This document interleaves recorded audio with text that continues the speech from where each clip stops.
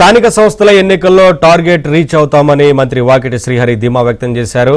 ఎన్నికల్లో బీఆర్ఎస్ కు ప్రజలు బుద్ధి చెబుతారన్నారు.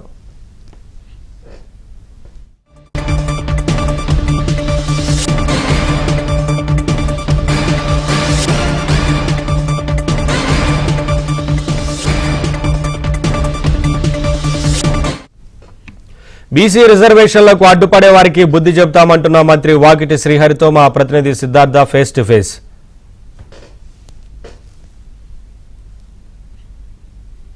స్థానిక సంస్థల ఎన్నికలకు షెడ్యూల్ విడుదలైంది. దీనిపై మనతో మాట్లాడడానికి మంత్రి వాకిటి శ్రీహరి ఉన్నారు. ఆయనతో మాట్లాడారు. సార్, ఈ షెడ్యూల్ విడుదలైంది, అయినా బీసీలకు మోసం చేసేదానికి మరోసారి కాంగ్రెస్ ప్రయత్నం చేస్తుందని ప్రతిపక్షాలు విమర్శిస్తున్నాయి. అసలు ఏం చెప్తారు దీనిపై?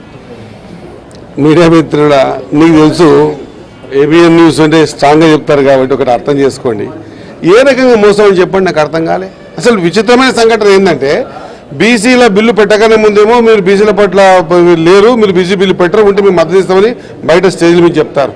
అసెంబ్లీలో బిల్లు పాస్ చేసినప్పుడు మద్దతు తెలుపుతారు. అది కార్యరూపం దాల్చి ఈ రోజు సెంట్రల్ పోయి ఆయన ఇవ్వాల్సింది సెంట్రల్ గవర్నమెంటే కదా. మరి ఆ రోజు జయలలిత గారు 69% రిజర్వేషన్ ప్రక్రియని ఆ రోజు సెంట్రల్ గవర్నమెంట్లో జయలలిత పార్టీ ఉండేనా, కాంగ్రెస్ పార్టీ పివి నరసింహరావు గారు ఉండే కదా. మరి జయలలిత గారు పివి నరసింహ గారిని పంపిస్తే షెడ్యూల్ 9లో పెట్టి ఇచ్చినందుకే 69% రిజర్వేషన్ వచ్చింది. అక్కడ సాధ్యమవుతుంది, ఇక్కడ బట్టగాల్చి మామీ చేస్తా ఉన్నారు. అటు సాధ్యం, ఎట సాధ్యం కాందేంది, చట్టంలో సాధ్యం కాందేంది. ఈరోజు రిజర్వేషన్ ప్రక్రియలో అసెంబ్లీలో మా సహచర శాసనసభ్యులు స్పష్టంగా మేము కూడా మద్దతు తెలిపిన తర్వాత ఢిల్లీకి పోయిన తర్వాత మాట మారేస్తేట. ఈ వేదిక ద్వారా మీ ఛానల్ ద్వారా నేను ఇంకా వేరే మాట్లాడడంలే, రిక్వెస్ట్ చేస్తున్నాను. ఇప్పటికి కూడా రేపు రాబోయే కోర్టులో చీఫ్ జస్టిస్ గారికి మీ తరఫు నుంచి కూడా మేము కూడా మద్దతు పంపించండి. ఖచ్చితంగా దీన్ని ఇంప్లిమెంట్ చేసే ప్రయత్నం చేయండి. నోటికాడ ముద్ద లాగకండి. ఖచ్చితంగా ఎవరికో ఇబ్బంది పెట్టడంలే, అక్కడ ఎస్సీలకు ఎస్టీలకు ఇంకెవరిని ఇబ్బంది పెట్టడంలే. మాకున్నటువంటి అవసరాన్ని, ఇది అనివార్యమైన అవసరాన్ని రిక్వెస్ట్ చేస్తూ ఉన్నాం. మాట్లాడడం గొప్ప గొప్పగా ఎన్నో మాట్లాడవచ్చు. బట్టగట్టి మీరు చేశారు, మీరు సాధ్యమైంది. సాధ్యం ఎందుకు కాదు? తమిళనాడులో సాధ్యం 69 ఎట్లా, మన 42% శాతంగా ఎట్లా, 10% ఈబీసీకి ఇచ్చినప్పుడు గుజరాత్లో సాధ్యమవుతుంది ఎట్లా, ఇక్కడ సాధ్యం కాదెట్టా. 50% క్యాప్ ఓపెన్ కాదు కాదంటారు. 50% క్యాప్ ఓపెన్ అయింది కదా. 60% ఇచ్చారు అక్కడ గుజరాత్లో. మా అంటే ప్రతి మాటకు ముందు తర్వాత ముస్లింలు అడ్డం పెట్టి మాట్లాడతారు. ముస్లింలు అడ్డం పెట్టి మాట్లాడడం వల్ల గుజరాత్లో ముస్లింలకు మీరు ఈబీఎస్లో ఇవ్వచ్చు, పక్కలో ఉన్న ఆంధ్రప్రదేశ్లో మీరు కలిసి ఉన్నటువంటి తెలుగుదేశం పార్టీ ఇవ్వచ్చు, మిగతా మీరు రూలింగ్లో ఉన్నటువంటి మిగతా రాష్ట్రాల్లో ఇవ్వచ్చు. ఈ మైనార్టీలే అంత బాధ ఎందుకు నాకు అర్థమైతలేదు. ఈ ఎన్నికలు జరిగితే ప్రభుత్వ పని బయటపడుతుంది, ప్రభుత్వ పని ఖతమైపోతుంది. ఎందుకంటే ప్రభుత్వంపై తీవ్ర వ్యతిరేకత ఉంది. అదంతా ప్రజలు ఓట్ల రూపంలో ప్రభుత్వానికి బుద్ధి చెప్తారని బీఆర్ఎస్ నాయకులు చెప్తా ఉన్నారు. తప్పే ఉందండి, తప్పే ఉంది. బయటపడని ఎన్నికలు అనేవి ఎవరో చేసుకొని లోపలికి కూసుకొని ముద్ర కుట్టేది కాదు కదా. ప్రజాక్షేత్రంలో పోతాం, మా పార్టీ చేసింది, మేము ఇచ్చిన మాటకు ఏమి కట్టుబడి ఉన్నాం, ఏమి ఇచ్చాం, ఏం చేస్తున్నాం అని చెబుతాం. దాన్ని బట్టి ప్రజలు నిర్ణయం చేస్తారు కదా. నిర్ణయం చేయాల్సింది ప్రజలు కదా, బీఆర్ఎస్ పార్టీ కాదు కదా. 30 సంవత్సరాలు మాకు తిరిగే లేదు, మా అంత తెలివే ఎవరికి లేదు. మేము మొత్తం తెచ్చింది మేమే, రేపు చేసేది మేము అన్నోళ్ళని ప్రజలు తిరస్కరించలేదా? నిన్న కేటీఆర్ గారు కూడా మా ముఖ్యమంత్రి గారిని పులి కాదు నక్క ఏదో మాట్లాడాడు. ఏమి లెక్కలు నక్క? ఇంకా మాట్లాడదు. నా వయసు చాలా చిన్నది, నేను మొదటి శాసనసభ్యుని. అసెంబ్లీకి వచ్చి మాట్లాడకుండా ఎవరు ఇంట్లో కూర్చున్నారు? పులిలేక బయటకు వచ్చి మాట్లాడాల్సింది కదా. ఇక్కడ నుంచి అచ్చంపేట కంచే ప్రబంధనం సృష్టిస్తున్నాం ఏమో అన్నాడు. అచ్చంపేట కంచే సంథింగ్ ఏదో వర్డ్ నా ఉంది. అచ్చంపేట కంచి చూసి చేస్తా ఉన్నాం. అదే అచ్చంపేటల్ని మీ గువ్వల బాలరాజు గారే మిమ్మల్ని వద్దనుకుని పోయిండు.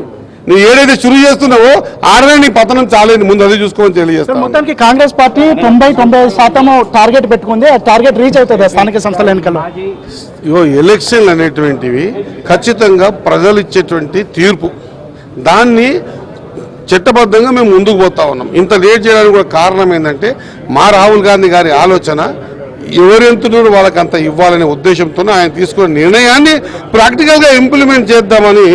బీసీ బిడ్డ రాహుల్ గాంధీ బీసీ బిడ్డ కాదు, రేవంత్ రెడ్డి గారు బీసీ బిడ్డ కాదు, ఒక బీసీలకు మేము చేస్తున్నామని చెప్పి ఈ పగడ్బందీగా కార్యక్రమాలు ఎంపైరిటికల్ డాటాతో మేము ముందుకు వచ్చి సైంటిఫిక్గా ముందు పెట్టాం. దీన్ని ఆమోదింపజేయమని చెప్తా ఉన్నాం. అది ఇచ్చిన తర్వాత రేపు పోతున్నాం ప్రజాక్షేత్రంలో. ఎవరు ఇంట్లో కూర్చొని నామినేటెడ్ పదవులు కాదు కదా సర్పంచులు అంటే, ప్రజల తీర్పు కదా. ప్రజా తీర్పులకు పోదాం. మనం అడుగుదాం. సార్ ఫైనల్ గా 42% రిజర్వేషన్లు ఇవ్వాలని కాంగ్రెస్ పార్టీ కానీ ప్రభుత్వం కానీ చాలా చిత్తశుద్ధితో ఉంది. కానీ కొంతమంది అడ్డుకునే ప్రయత్నం చేస్తున్నారు, కోర్టుకు వెళ్లారు. ఈ పిటిషనర్లకు ఏం చెప్తారు ఒక బీసీ మంత్రిగా? దండం పెడుతున్నా, నిజంగా దండం పెడుతున్నా, పిటిషన్ దండం పెడుతున్నా.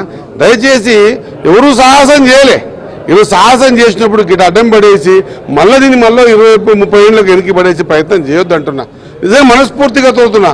ఒక బీసీ బిడ్డగా, బీసీ మంత్రిగా, బీసీ మంత్రులందరం, బీసీ నాయకత్వం అంతా కూడా వాళ్ళకి దండం పెడుతున్నా. దయచేసి మా నోటికాడి ముద్దని గుంజుకండి. ఖచ్చితంగా ఈ ప్రక్రియలో ఎవరికి నష్టం జరగదు.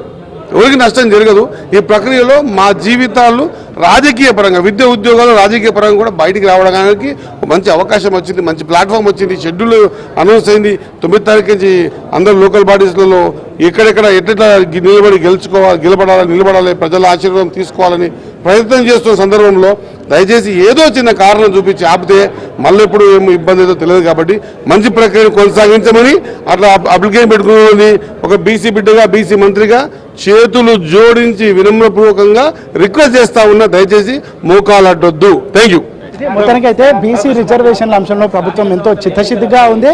దాంతోపాటు కాంగ్రెస్ పార్టీ తాను అనుకున్నటువంటి టార్గెట్ని ఖచ్చితంగా రీచ్ అవుతుంది.